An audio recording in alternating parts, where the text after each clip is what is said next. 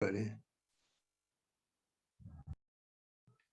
Why Gita is not what it is generally thought of. Okay, तो first thing is अदालत में कसम खाने के लिए ऐसी एक मिथ है। ओके, लेकिन सत्य क्या है? गीता सदा सत्य का प्रतिपादन करती है। इसके लिए उसको कोर्ट में लाने के बदले कोर्स में लाना चाहिए। दूसरी बात है, मरने के बाद मरने वाले की शांति के लिए। लेकिन गीता जो है वो जीवन की सफलता का मंत्र सिखाती है। उसी ने अर्जुन को कहा कि हतो वा प्राप्यसि स्वर्गम, तू मर गया तो तुझे स्वर्ग की प्राप्ति होगी, लेकिन अगर जिंदा रहा तो क्या? जित्वा वा भोक्ष्यसे महिम, अगर जिंदा रहा तो पूरी पृथ्वी का साम्राज्य तू भुगतेगा। इसलिए हे अर्जुन, तस्माद उत्तिष्ठ कौन्तेय, युद्धाय कृत निश्चय, तू खड़ा हो और लड़। देन थर्ड वन इज, केवल हिंदुओं का पुस्तक नहीं है। गीता अर्जुन को सभी धर्म का त्याग करने को कहती है। सर्वधर्मान परित्यज्य माम एकम शरणम व्रज, अहं त्वा सर्व पापेभ्यो मोक्षयिष्यामि मा शुच। तू सारे धर्मों को छोड़ करके केवल मेरी शरण में आ, मैं तेरे सारे पाप को धो डालूंगा, तू चिंता मत कर। गीता एक धार्मिक किताब है, ऐसा भी लोगों को लगता है ना, लेकिन गीता क्या है? सर्वशास्त्रमयी, अर्थात सभी शास्त्रों का सार है। अगली क्लास में वेदांत में हम लोग लेने वाले हैं कि जब श्रुति का पार्ट पूरा होएगा ना, बाद में हम लोग स्मृति में एंटर होंगे। ओके, तो स्मृति के अंदर दर्शन शास्त्र आते हैं। ओके, जो कि 6 आस्तिक है और 6 नास्तिक है। तो जो दर्शन शास्त्र है उसमें न्याय, वैशेषिक, सांख्य, योग, पूर्व मीमांसा, उत्तर मीमांसा, ये सब शास्त्र आते हैं ना, उन सब के प्रिंसिपल और भगवत गीता के principle, they go in sync, they go in harmony with each other. इसीलिए बड़े बड़े लोगों ने कहा कि गीता क्या है? तो सर्वशास्त्रमयी है, सभी शास्त्रों का अर्क, सभी शास्त्रों का निचोड़ उसके अंदर है, essence of all the scriptures.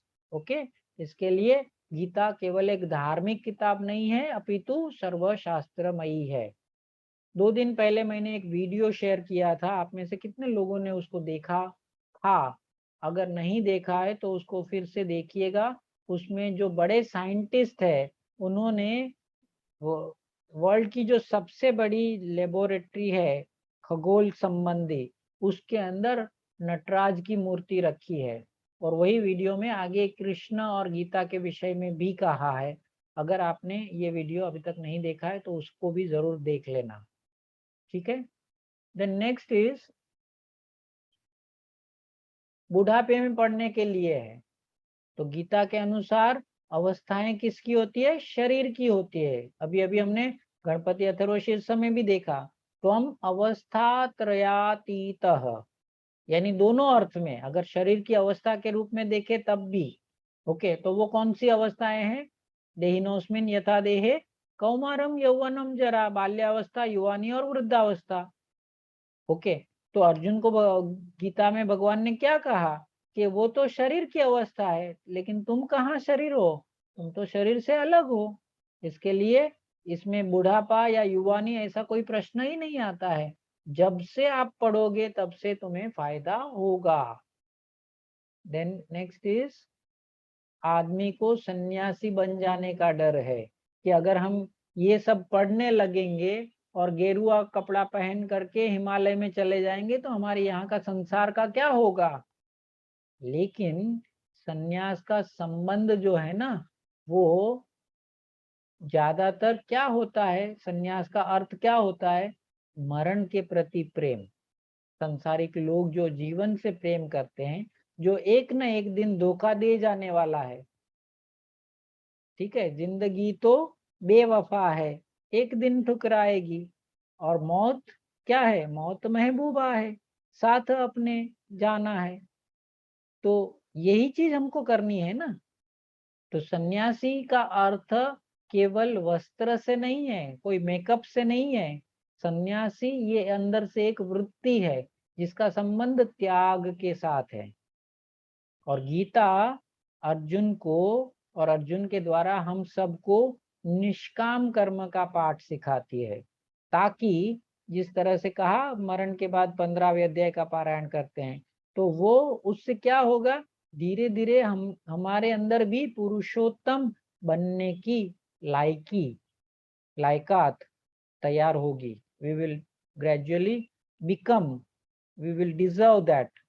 तो जब डिजर्व करेंगे तभी हमें वो चीज भी प्राप्त हो जाएगी। इसलिए गीता कभी भी इंसान को सन्यासी नहीं बनाती है।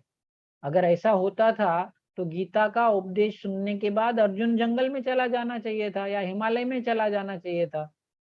लेकिन अर्जुन तो युद्ध लड़ा है, जीता है और राज भी किया है। इसलिए गीता कभी भी कोई भी व्यक्ति को सन्यासी नहीं बनाती है। तो ये सारी जो गलत धारणाएं हैं वो हमने भी दिमाग से निकाल देनी चाहिए, और हमारे संपर्क में जो भी आते हैं उन्हें इन चीजों से एजुकेट करना है। ठीक है, अब तो here is this clear? Yes, sir. Anyone, any question? No question. Okay. So homework for the week. Okay. Sunday का दिन हॉलीडे का दिन होता है, ऐसा हमने मान लिया है, तो जाने दीजिए, एक दिन बाद कर लेते हैं।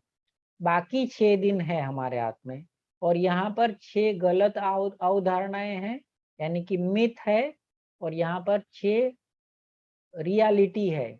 ओके, आप लोगों को 6 दिन में रोज की एक अवधारणा के हिसाब से कम 6 लोगों को मिलना है, और उन्हें ये 6 गलत धारणाएं उनसे बुलवानी है, और उसके सामने रियलिटी सत्य क्या है वो अवगत कराना है। This is the practical homework for you for the week. Is the homework clear to all?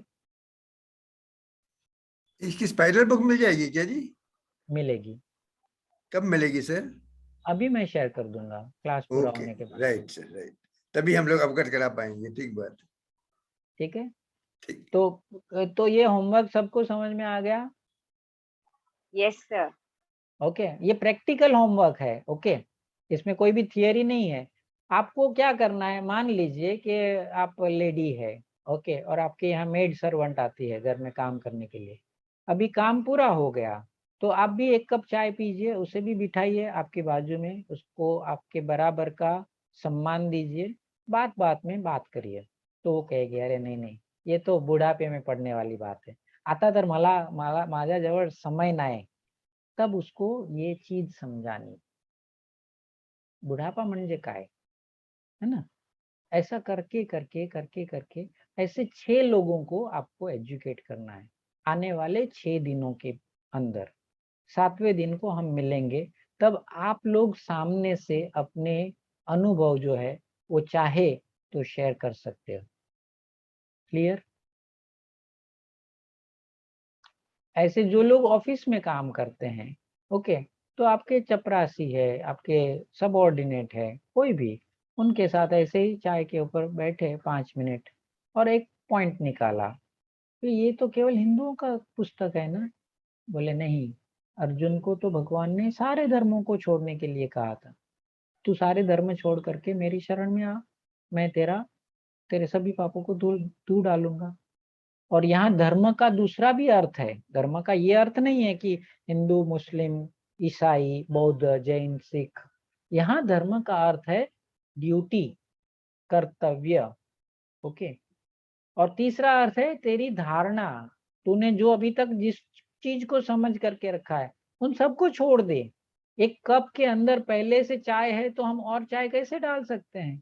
खाली कप के अंदर कुछ डाला जा सकता है, जो कप भरा हुआ है उसमें क्या डाल सकते हैं हम? तो इसके लिए we have to learn the we have to unlearn the things we have learned, and then we have to relearn. This is the art of learning real new things. Clear? Up to here, everyone is clear. Now, the point which I will share today in 1 minute with you, and thereafter we will go for the class ending prayer. तो भगवत गीता क्या है? GEMS का मतलब है Gita 1 minute में सीखें.